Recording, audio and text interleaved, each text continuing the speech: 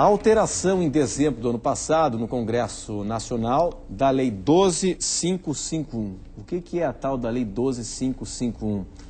É a lei que fala das relações de trabalho, mas ela altera a questão da hora extra e também a questão de o trabalhador estar à disposição da empresa, né, como se fosse em regime de plantão de sobreaviso. E há um entendimento de alguns segmentos de que receber e-mails, receber mensagens via SMS, receber torpedos, né, do trabalho, do e-mail corporativo, enfim, isso caracteriza hora extra, isso caracterizaria trabalho à distância.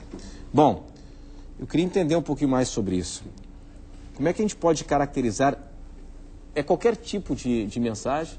Qualquer tipo de mensagem, ou tem que ser a mensagem do e-mail corporativo? Não sei que diferença faz, de repente não é do e-mail corporativo, mas é a mesma pessoa que está mandando de outra ferramenta. De outra ferramenta, não do e-mail corporativo, pode ser do celular, que não seja corporativo. Enfim, como é que está isso aí, hein? Sob o ponto de vista prático, como eu falei, vai haver muita dificuldade de a gente conseguir chegar a um denominador comum para a interpretação dessa nova realidade aí. Mas isso não é um problema da lei, mas é um problema da própria realidade hoje, né? Que o mundo mudou muito nesse sentido. Porque, como a gente já conversou, as pessoas hoje ficam muito tempo conectadas, né? Os meios de conexão ou de ligação entre as pessoas, eles aumentaram muito. É o celular, é a internet, são os e-mails e assim por diante. Então, existem muitas formas hoje de a pessoa permanecer vinculada ao seu trabalho.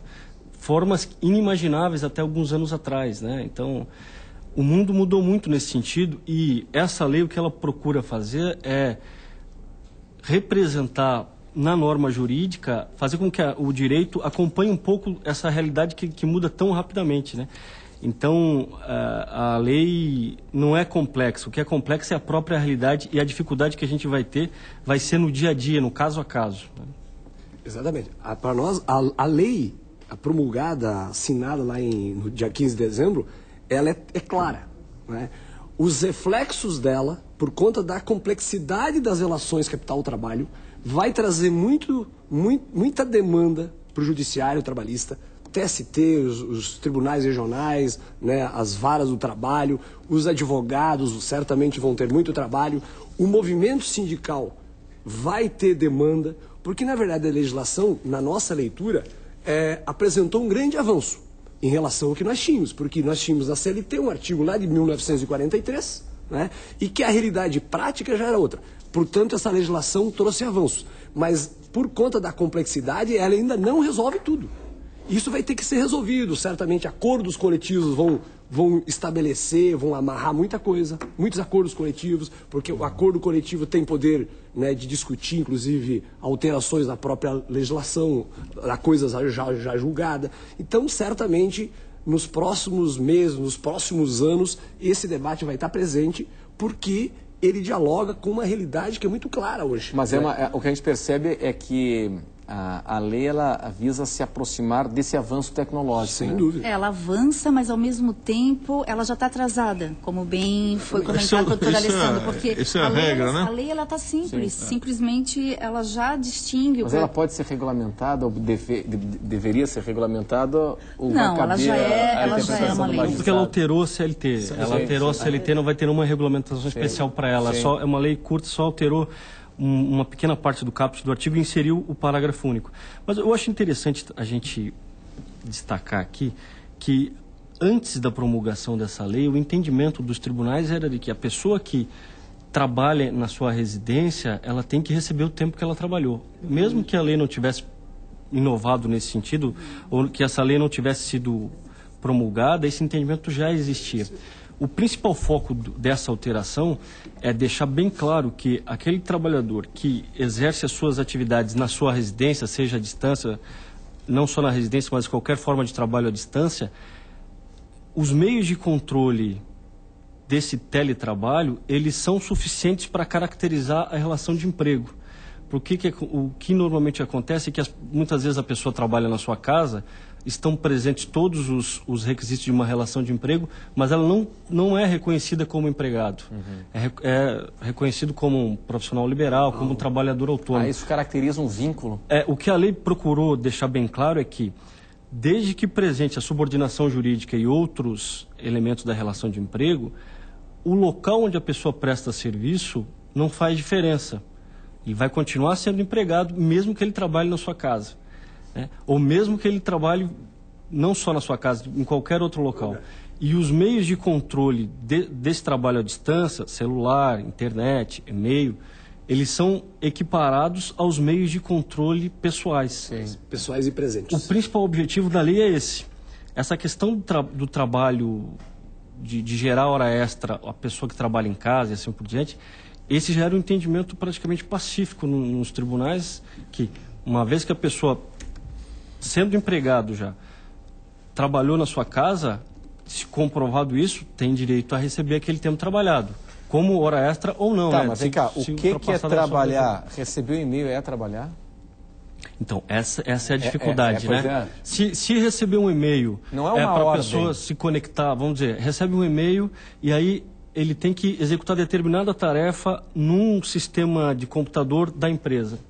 Nós, por exemplo, magistrados, nós temos hoje na Justiça o chamado processo virtual. Então, a gente tem um gabinete virtual. Eu posso acessar os meus processos de casa, de qualquer lugar, né? Qualquer lugar que tenha internet eu posso fazer. Então, um exemplo como esse, a pessoa recebe um e-mail para realizar determinada tarefa em um computador que tem um sistema como esse, em que vai ficar lá registrado o horário em que ele se conectou e o horário que ele saiu, e todas as tarefas que ele fez naquele sistema, isso claramente é demonstrado que aí é trabalho. Que é trabalho. Agora, como você falou, recebe um e-mail para trocar ideias. Troca de ideias. Aí a pessoa planejamento. A gente tem que tomar um pouquinho de cuidado. Só para concluir aqui, nesse caso, qual seria a decisão do senhor? Qual deles em relação a... Não, troca de ideias. Troca de ideias. Está trabalhando? Eu teria que refletir bastante nisso, teria que também verificar exatamente qual é a situação prática, né? Porque aquilo que a gente falou, tem a questão do ócio criativo. Eu mesmo trabalho muito, tomando banho, às vezes penso num processo que eu tenho que resolver e a solução vem nesses momentos, né? Às vezes, antes de dormir, estou lá pensando em algum processo que consigo resolver desse modo. Então, eu acho que o elemento principal aí é o modo como a pessoa teve que se conectar ao trabalho, né? Se foi alguma coisa espontânea, como isso que a gente está falando, uma troca de ideias, ou se é alguma coisa obrigatória, claro. Né? No sentido de que manda um e-mail, esse é o ponto, né? Espero para amanhã uma resposta para esse problema. Claro, é trabalho, né? E aqui deixar bem claro que essa espontaneidade, ela deve ser realmente analisada como algo muito sério nessa nossa discussão, porque quando eu acesso a minha caixa de e-mails, pode ter ali, entre várias mensagens, alguma do trabalho. Mas não quer dizer que eu vou trabalhar, eu recebi um comando. Então, eu acho que a espontaneidade do trabalhador abrir seus e-mails, para considerar-se uma hipótese remota, hora extra, teria que ter um comando do empregador para aquela hora ele trabalhar, porque ele tem que entregar determinado trabalho, vamos, por exemplo, dizer 8 horas da manhã. Agora, o ato do empregado, por si só, de abrir sua caixa de e-mails, que está ali tudo misturado. Sua espontaneidade. Espontaneidade. E hoje em dia, eles abrem uma janela do Facebook, abrem uma janela do Google, vão para o YouTube, daqui a pouco já estão abrindo lá uma reportagem, abrindo as caixas... Como é que a gente vai também agora dizer que isso tudo é hora extra? Isso é muito complicado, Renato, muito complicado. E a lei, só para concluir, a lei ela não fala de hora extra. E eu queria corroborar até com o doutor Alessandro, a lei fala do reconhecimento do vínculo para esse tipo de trabalho que é feito à distância. Esse foi a essência da lei. Não tem na lei nenhuma linha... a terminologia hora extra, não tem isso. Mas o judiciário, inclusive o próprio TST e vários tribunais, tem reconhecido em várias ações já como hora extra. Mas aí são discussões caso a caso. Não, exatamente. Mas como que a legislação, como que a lei ela cria musculatura? Como que uma lei pega no país? A partir das decisões individualizadas. Uma decisão num tribunal, numa junta, vai para o tribunal, até formar uma jurisprudência. Veja bem, inclusive, na nossa leitura, essa é uma matéria que aos poucos vai criando jurisprudência E vai ter num primeiro momento, vai ter juízes, tribunais que vão dizer que é 1/3. Muito subjetivo, né? Exatamente, 1/3, outros vão dizer que é hora extra. Daí depende do grau de comprovação, do grau de comando, de autorização, de realização se foi ordem ou não. Se foi ordem ou não. Muita água vai rolar. Até porque assim, o texto da lei, na lei também não tem como qualquer legislador pegar e prever todos os detalhes da economia e de um sistema de comunicação altamente dinâmico que temos hoje. Ela vai ser um tratado. Exatamente. Ela vai precisar ser interpretada, né? E a interpretação vai ser construída com o tempo. Agora, uma primeira linha de interpretação, como eu disse, é essa, de que a lei só fala em relação de emprego, né? E não fala nada de controle de jornada, de horas extras e etc. Existe uma outra linha de interpretação, que também eu já li artigos, inclusive, nesse sentido, dizendo que essa lei ela deve balizar a interpretação de todo o ordenamento jurídico trabalhista. E aí, por consequência, ela também teria interferência ou teria influência na parte relativa a horas extras, a controle de jornada e assim por diante. Porque a gente tem um artigo 62 da CLT que ele diz que o trabalhador externo não sujeito ou para o qual não é possível haver um controle de jornada, ele não tem direito a horas extras, né? E é todo o capítulo relativo à duração do trabalho. Mas como a gente estava falando, hoje o mundo está mudando demais, né? Em 43, o trabalhador tinha que ficar lá na sua casa aguardando ordens. Hoje, existem muitos outros meios tecnológicos de entrar em contato com as pessoas, né? E existem muitos meios tecnológicos também de controlar a jornada de um determinado trabalhador. Por exemplo, os caminhoneiros. Alguns anos atrás, o caminhoneiro ele saía, ficava 2 meses e o dono da transportadora, o dono do caminhão, sequer tinha contato, muitas vezes, só uns contatos esporádicos por telefone, né? Então, esse caminhoneiro, ele não tem direito a horas extras, né? Não tem como a gente mensurar para saber exatamente o tempo que ele trabalhou, o tempo que ele rodou, né? Por outro lado, hoje em dia existe o controle via satélite. Rastreamento. O rastreamento via satélite. Eu já fiz algumas instruções. Tacógrafos. Tacógrafos, mas o controle via satélite é uma coisa extraordinária, porque fiz umas instruções de um trabalhador, um caminhoneiro que saía de Florianópolis a Porto Alegre. E ele tinha exatamente o local onde ele deveria parar e quanto tempo ele deveria ficar parado. Caso ele parasse em algum outro local, ele já recebe uma mensagem. Por que você está parado? Uma questão de segurança, né? E aí eu me pergunto se por esse meio não é possível controlar a jornada dessa pessoa, né? Saber quantas horas ele efetivamente trabalhou. Embora não tenha sido criado para isso, esse instrumento, me parece que ele serve para isso.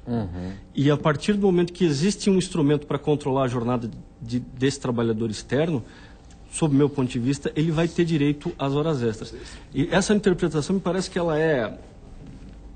ela vem conseguindo se tornar dominante nos tribunais, até inclusive no Tribunal Superior do Trabalho, especialmente sensibilizada com o grande número de acidentes de trânsito que nós temos no Brasil, causados pelas excessivas jornadas dos caminhoneiros. Né? Isso é muito comum o uso nos autônomos. O uso de medicamentos proibidos. E também é comum nos empregados, porque boa parte das transportadoras, elas não pagam horas extras com fundamento nesse artigo 62, dizendo, não, é trabalho externo, não há como nós controlarmos a jornada, por isso não tem direito a horas extras. E o que se faz, então?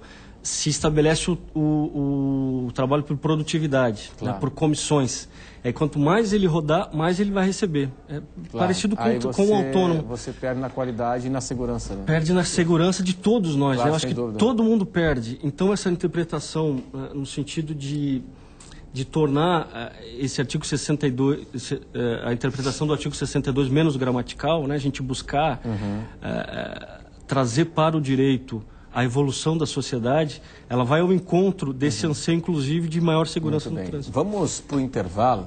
Daqui a pouco estaremos de volta aqui no Conversas Cruzadas. Eu quero ampliar a discussão a respeito do impacto desta alteração na lei, na sociedade, nas relações de trabalho. Até já.